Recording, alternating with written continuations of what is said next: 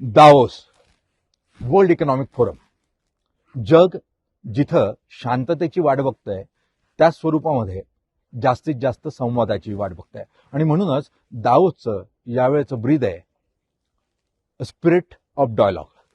संवाद गरजेचा आहे तरच शांतता येईल आणि शांतता आली तर आर्थिक सोबतता येईल.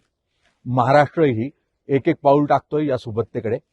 महाराष्ट्राचे उद्योगमंत्री स्वतः दावोसला पोहोचलेले आहेत. आपण त्यांच्याशी चर्चा करणार आहोत. सर, साम टीव्ही मध्ये खूप खूप स्वागत. आपण मागच्या वेळेला 16 लाख कोटीचे MOUs केले होते. यावेळेला तुम्ही मुख्यमंत्री दोघे पोहोचलेले आहात.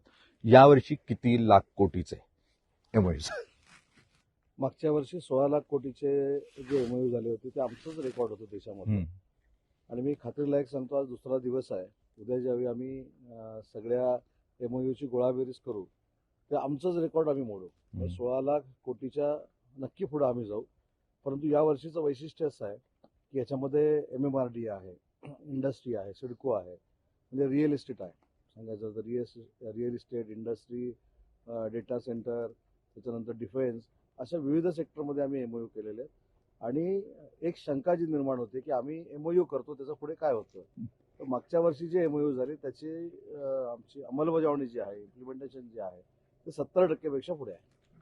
70% इम्प्लिमेंटेशन जे होतंय ते कोणकोणत्या भागात असेल मुख्यतः? मुंबईच्या आसपास पाहायला मिळेल की आपण महाराष्ट्राच्या विविध भागात करतोय? महाराष्ट्राच्या विविध भागामध्ये आहे. अगदी गडचिरोली पासून माझ्या रत्नागिरीपर्यंत आहे. सगळीकडेच आपण सेमी कंडक्टरचे कारखाने आहेत, डेटा सेंटर आहेत, त्याच्यानंतर डिफेन्स आहे. अशा जसं मगाशी मी सांगितलं की विविध सेक्टरमध्ये आपण MOU करतोय.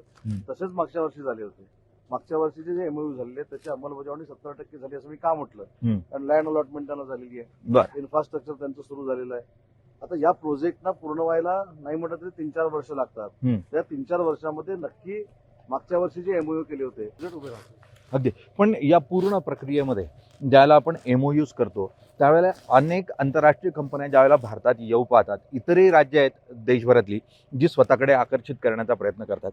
आपल्याला यश मिळतं ते कशाच्या जोरावर? असं का म्हणून आपल्याला यश मिळतं? महाराष्ट्राची असलेली विश्वासार्हता उद्योगाबाबतची. मी अनेक वेळा असं सांगितलं की राजकारण सगळेच आम्ही करतो, परंतु अशी काही क्षेत्र आहेत की त्याच्यामध्ये ती क्षेत्र बदनाम होणार नाही ह्याची जबाबदारी आपण घेतली पाहिजे. त्यातलं हे उद्योग क्षेत्र आहे.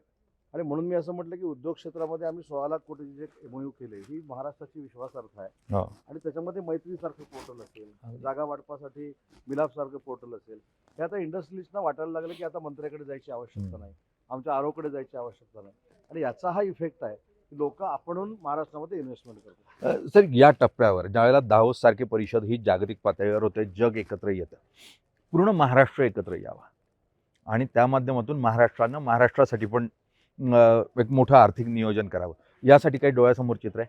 नक्कीच आहे. आम्ही जसं दावोसला येतो, इथं MOU करतो, तसं पुढच्या वर्षी आपण मॅग्नेटिक महाराष्ट्र मुंबईमध्ये करतोय.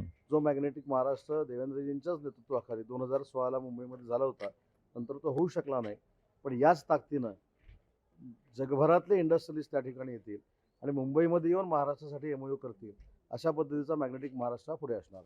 सर, खूप खूप धन्यवाद. मुळात महाराष्ट्रातल्या विविध प्रकल्पांना ज्या स्वरूपाचं इन्फ्रास्ट्रक्चर देणं गरजेचं आहे, तर सगळं इन्फ्रास्ट्रक्चर जर आपण उभं केलं तर निश्चितपणे सुफलाम असा महाराष्ट्र आपल्याला पाहायला मिळू शकतो. आणि त्यासाठीचा प्रयत्न महाराष्ट्र सरकारकडून सातत्यानं सुरू आहे.